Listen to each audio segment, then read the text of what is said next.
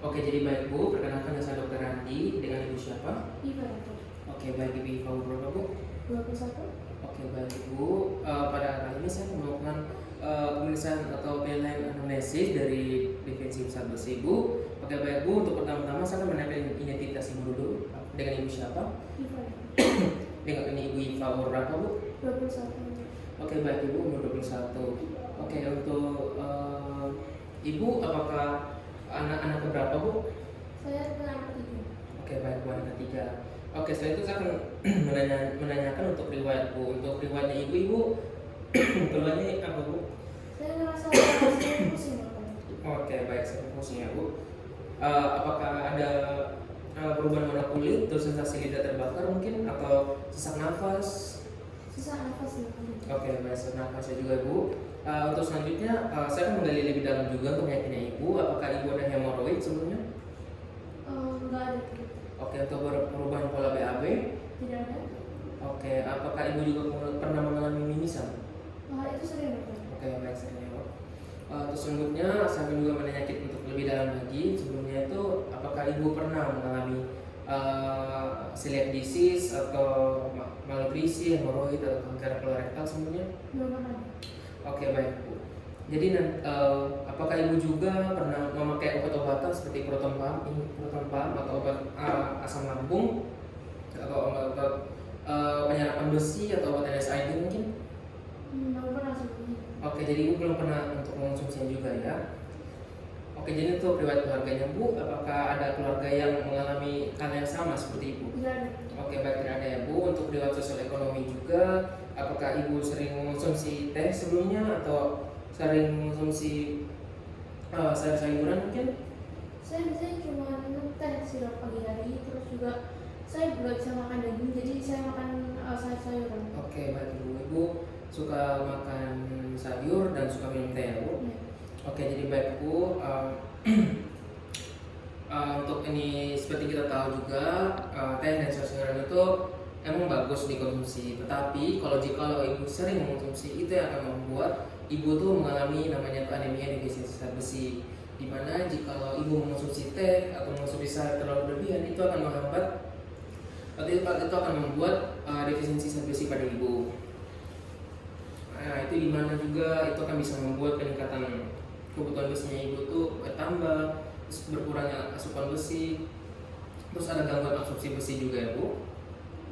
Terus untuk tata laksananya juga nanti tata laksananya itu anestesi berfokus untuk mengisi cadangan besi dengan pemberian preparat pada besi baik oral maupun parental di Ibu, dan juga akan mengobati kelainan atau penyakit yang berdasarkan terjadi defisiensi besi pada Ibu.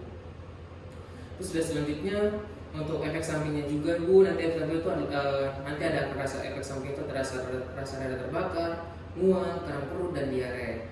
Sedangkan untuk efek samping dari preparat besi jika diberikan itu bisa lokal maupun sistemik. Terus selanjutnya reaksi cepat itu meliputi hipotensi, sakit kepala, malaise, urtikaria, dan reaksi anafilaktik. Terus selanjutnya untuk evaluasi terapinya itu apabila pengobatan tidak berhasil, itu perlu dievaluasi apakah diagnosisnya sudah tepat atau belum, dan apakah ada penyakit penyerta, dan Ibu juga itu harus minum obatnya itu rajin. Dosisnya itu harus tepat, dan apabila terdapat kehilangan besi atau malabsorpsi besi itu Ibu harus melakukan pemeriksaan secara berlanjut atau secara berkala. Oke, itu prognosisnya juga untuk defisiensi juga itu sangat baik ya Bu, dimana nanti jika Ibu melakukan pengobatan yang teratur dan tepat waktu, itu akan bisa teratasi dengan sangat baik. Oke, untuk Ibu, apakah ada pertanyaan sebelumnya Bu? Belum ada. Oke, jika tidak ada, saya akan mendokumentasi hasil analisisnya Ibu ya Bu. Oke, jika sudah, terima kasih Bu telah melakukan pemeriksaan analisis pada kali ini. Terima kasih dokter. Oke, jadi baik Ibu, selamat pagi. Pertama kali saya Dokter Randi, dokter menjaga pada poli hari ini. Yang Ibu siapa sebelumnya? Iva. Oke, Iva. Umurnya berapa Bu? 21. Oke, untuk Ibu Iva datang dengan keluhan apa ya Bu? Saya sering ada sih pusing banget sih dokter. Oke, pusing. Ada mudah lelah Bu? Iya, kemarin. Sering sesak nafas? Iya. Lemas? Kadang-kadang saja. Kalau berdebat-debat? Jarang sih. Oke, jarang Ibu. Oke, untuk saya juga akan menanyakan peluang penyerta Ibu. Apakah Ibu sebelumnya itu pernah mengalami patah tulang atau kelumpuhan, diabetes, bertumbuh kedua atau pertumbuhan tulang yang normal atau gangguan pendengaran, penglihatan sebelumnya? Belum ada. Oke. Untuk riwayat sebelumnya juga sama ibu tuh pernah mengalami celiakisis, malnutrisi, hemoroid? Belum ada. Oke. Untuk pengobatan juga, apakah ibu pernah riwayat transfusi pertama kali atau ada komplikasi dari infeksi atau overload besi atau ibu ada alergi obat sebelumnya? Kayaknya saya pernah transfusi dokter. Oke. Kapan itu ya? Sekitar 1 bulan yang lalu. Oke, 1 bulan lalu ya. Oke, untuk riwayat keluarganya juga sendiri, apakah ibu ada riwayat keluarga yang dengan anemia atau pernah meninggal karena anemia atau riwayat pernikahan antara saudara? Kemudian ayah saya juga ada thalassemia sering saya dengar. Oh, thalassemia. Ya. Oke. Oke, jadi baik ibu. Jadi thalassemia, jadi diagnosis ibu tuh thalassemia ya bu. Ya seperti kita juga, thalassemia itu penyakit genetik ya bu. Karena diketahui tadi ayah ibu tuh pernah mengidap thalassemia. Ayahnya masih ada sekarang bu atau belum meninggal? Masih ada.